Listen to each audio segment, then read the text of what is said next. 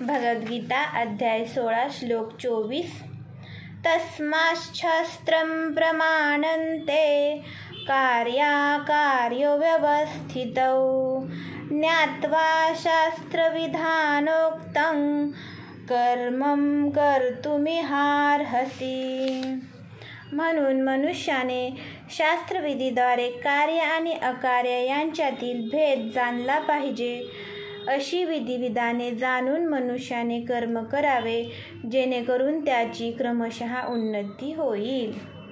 ओम तत्सदिति। श्रीमद्भगवद्गीतासु उपनिषत्सु ब्रह्मविद्यायां योगशास्त्रे श्रीकृष्णार्जुनसंवादे दैवासुरसम्पद्विभागयोगो नाम षोडशोऽध्यायः।